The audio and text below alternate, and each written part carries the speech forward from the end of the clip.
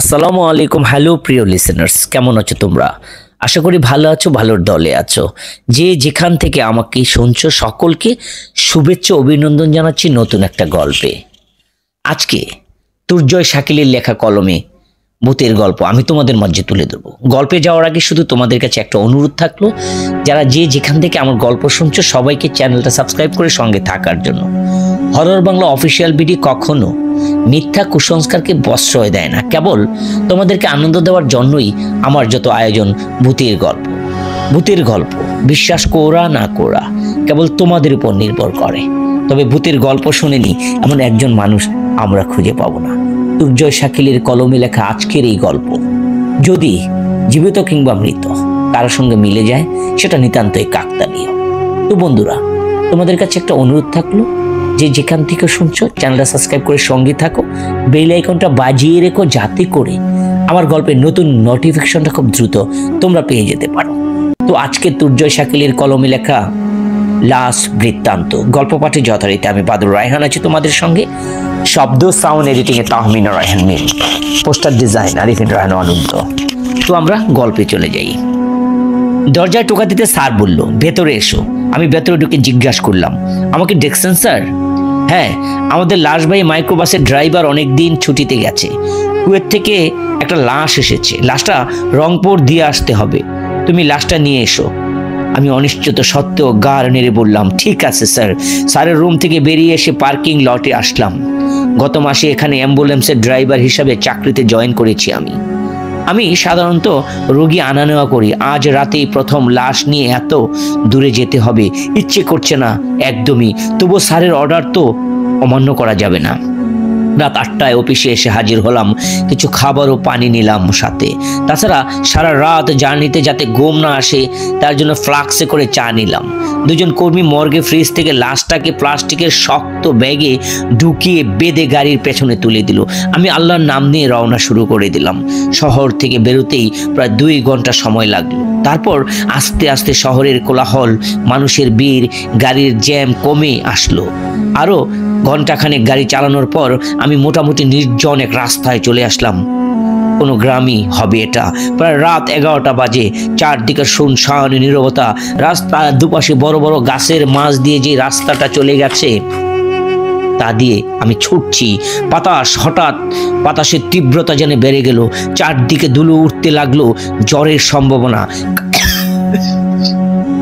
কালবৈশাখী মাস, কখন যে ঝড় তুফান এসে বোঝাই যাচ্ছে না। ধুলোবালু মুখের মধ্যে লেগে অনেকটা কাশি পেয়ে গেল আমার। এত বাতাস আর ধুলির মধ্যে আমি কাস্তে কাস্তে গাড়ি চালাচ্ছি, আর বেশ কষ্ট হচ্ছে। অজ্ঞাত রাস্তার পাশে ছেলেটা একটা ঝুপড়ি দেখে গাড়ি থামালাম। গাড়ি থেকে নেমে ঝুপড়িতে ঢুকলাম। টর্চ জ্বালিয়ে দেখলাম ভেতরে চটের বস্তা বেছানো। বুঝতে পারলাম না এখানে বসে পাশের ক্ষেত পাহারা দেওয়া হয়। কিছুক্ষণ সেখানে বসার পর বাতাসের তীব্রতাটা কিছুটা কমলো।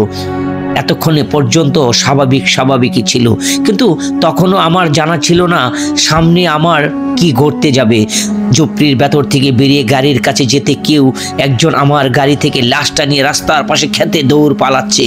আমি 7-5 না ভেবে পেছনে দৌড়াতে শুরু করলাম। লাশটাকে কাঁধে করে লোকটা সাবধানে ধান ক্ষেত পেরিয়ে কাউন খেতে ঢুকে গেল। আমার থেকে দ্বিগুণ লম্বা কাউন ক্ষেত। ঘন কাউন খেতে লোকটার পিছনে আমি ঢুকে গেলাম, কিন্তু লোকটাকে আর খুঁজে পেলাম না। তখন যেন আমার ঘোর কাটলো। আমি ওই জায়গায় স্থির দাঁড়িয়ে রইলাম। এখনো বুঝতে পারছি না লোকটা লাশ নিয়ে কেন দৌড়াচ্ছে। লাশ চুরি করে কি কবরে? তাছাড়া গাড়ির দরজা তো লক করা ছিল, লোকটা লাশটাকে নিল কিভাবে? এতক্ষণে ভয় না করলেও এখন ভীষণ ভয় করতে লাগলো আমার। এদিকে কাউন ক্ষেত পথ পেরিয়ে ফেলেছি, যেন টর্চের কাজ করছে না। এদিক সেদিক ছুটতে ছুটতে খোলা একটা জায়গায় এসে পৌঁছালাম। চারপাশে উঁচু উঁচু কাউন গাছ। আমি উকি দিয়ে দেখলাম সেখানে বেশ কিছু লাশ পড়ে আছে। ভয় যেন দ্বিগুণ বেড়ে গেল আমার। শ্বাস ঠান্ডা হয়ে যাচ্ছে, হিম হয়ে যাচ্ছে রক্ত। হঠাৎ কারো পায়ের শব্দ শুনে কয়েকটা কাউন গাছের আড়াল নিজেকে লুকানোর চেষ্টা করলাম। সাদা কাপড় পরা একটা লোক আসলো, অন্ধকারে মুখ দেখা যাচ্ছে না। একটা লাশ পাশে বসে টেনে কাউনের কাপড়টা ছিঁড়ে লাশটা বের করলো। আমি তখন বুঝতে পারলাম না লোকটা আসলে কি করতে যাচ্ছে। তারপর যা দেখলাম তাতে আমার দম বন্ধ হওয়ার উপক্রম। লাশটা ছিঁড়ে কুড়ে কুড়ে খেতে শুরু করলো। আমি আর 1 মিনিটও বসে থাকতে পারলাম না, উল্টো দিকে দৌড় দিলাম। আমার যে যাই হোক হোক এখান থেকে আমাকে পালাতে হবে। ঊর্ধ্বশ্বাসে দৌড় দিলাম, তবে বুঝতে পারলাম পিচাসটা আমার পেছনে ছুটছে। ওর মুখে ভয়ানক গড় শব্দ আমার কানে আসছে। আবার পেছনে ফিরে তাকালাম। ভাগ্যক্রমে ক্ষেত থেকে বেরে হতে পারলাম। অবশেষে গাড়ির কাছে এসে হাঁপ ছাড়লাম। আশেপাশে তাকিয়ে পিচাসটাকে দেখলাম না। বড় নিঃশ্বাস ছেড়ে সিদ্ধান্ত নিলাম রংপুরে যাব না। কোনো রকম ফিরে যেতে পারলে বেঁচে যাই। গাড়িতে ঢুকে পেছনে তাকাতেই আমার চোখ যেন কপালে উঠে গেল। লাশটা আগের মতোই পেছনের সিটে পড়ে আছে। লাশটা সেখানে কি করে আসলো আমি ঠিক বুঝতেই পারলাম না। আমি যখন ঘোরের মাঝে আছি তখন কেউ একজন গাড়ির জানালা কাচে টোকা দিল। এই সময় একজন মানুষ দেখে মন থেকে কিছুটা ভয় দূর হলো। কাজটা নামিয়ে জিজ্ঞাসা করলাম, কি হয়েছে ভাই? লোকটা অনুরোধ করে বলল, আমাকে দয়া করে লিফট দিবেন, সামনে বাস স্ট্যান্ডে যাব আমি। লোকটার অনুরোধ রাজি হয়ে গেলাম। গাড়িতে উঠে বসলো লোকটা। আমি গাড়ি স্টার্ট দিতে জিজ্ঞাসা করলাম, কোথায় যাবেন আপনি? লোকটা বলল, রংপুর। সামনে বাস স্ট্যান্ড নামিয়ে দিলেই বাসে করে যেতে পারবো। আসলে ওই লোকটা ভালো না, তাছাড়া ঝড় তুফান হচ্ছে, তাই উপায় না পেয়ে আপনার সাহায্য চাইলাম। আমি মৃদু হেসে বললাম, সমস্যা নেই, আপনি চাইলে আমার সাথে রংপুর পর্যন্ত যেতে পারবেন, আমি সেখানেই যাব। লোকটা খুশি হয়ে বলল, রংপুর কোথায় যাবেন, কেন যাবেন? আমি পকেট থেকে এই ঠিকানাটা বের করে বললাম, এই ঠিকানায় একটা লাশ পৌঁছে দিতে হবে।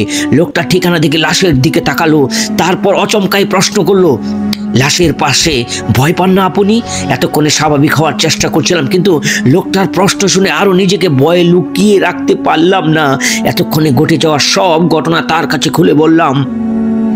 লোকটা সব শুনে বলল, বড় বাঁচা বেঁচে গেলেন। এই এলাকায় ওই পিচাসের হাত থেকে কেউ সহজে বাঁচে না, এই জন্য এলাকার মানুষ তো তেমন থাকে না।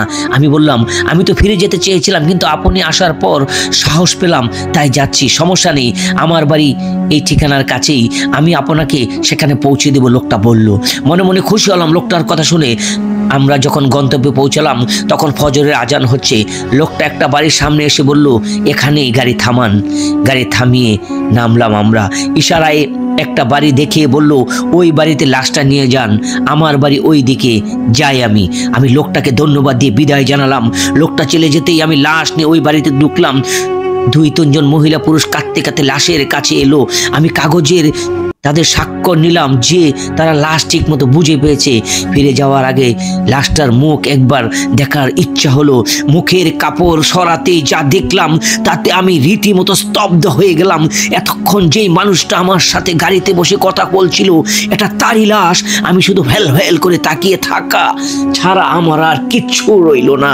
আমি নিজেকে কন্ট্রোল করতে না পেরে আমি গাড়ি নিয়ে ঢাকায় আবার ফিরে এলাম।